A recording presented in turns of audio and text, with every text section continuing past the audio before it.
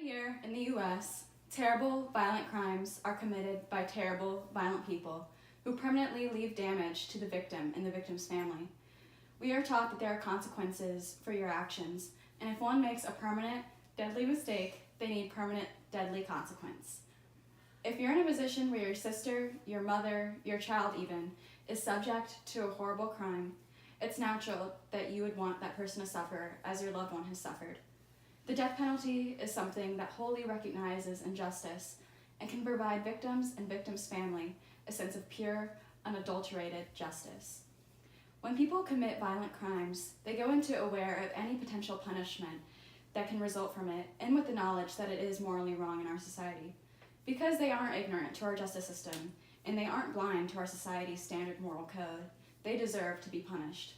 To dissuade others from following in their same steps, the death penalty must be sustained. The most important person to consider during a death penalty debate is the victim itself.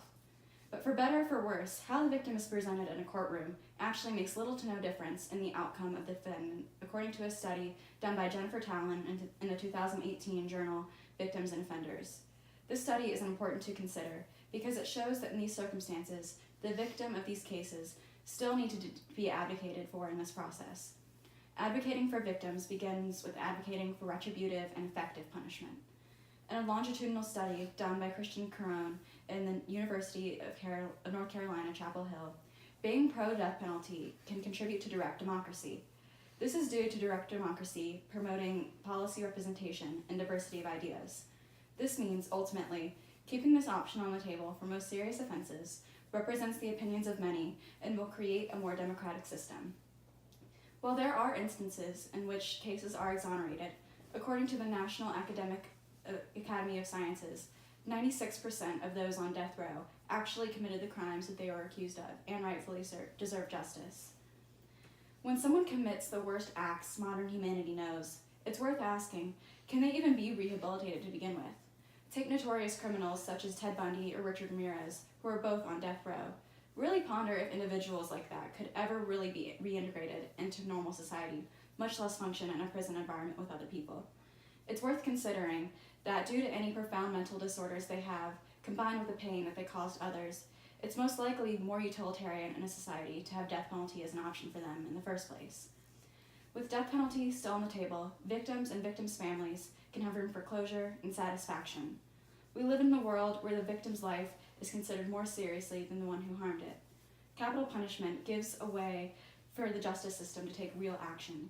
As stated by Lisa Court Butler in the 2019 Punishment and Society Journal, capital punishment still symbolically embodies the expressive desire and moral imperative to take action against crime.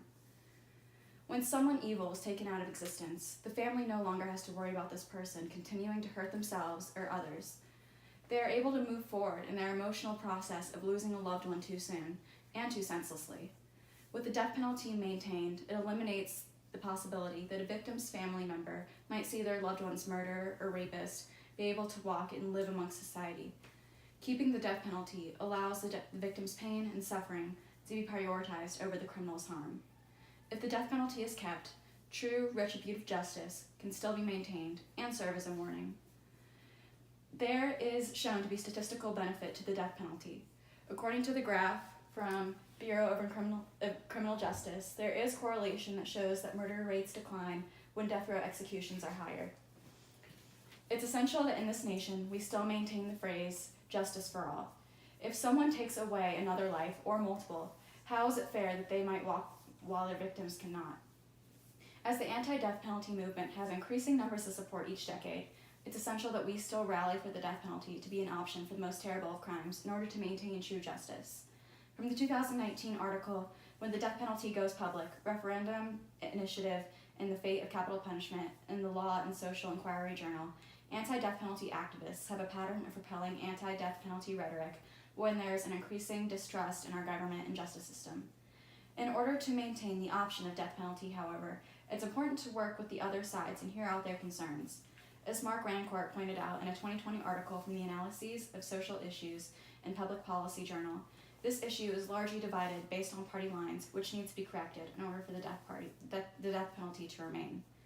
For example, an important factor on why those on the left don't support the death penalty is that oftentimes the death penalty is disproportionately used on African Americans and those of lower socioeconomic status. Therefore, it's still essential to advocate for aspects like fair juror representation and use the death penalty as a final, severe result, but in a fairer way. Ultimately, victims' justice should be kept a clear priority in court cases, as criminals truly need to pay for their violence. Thank you.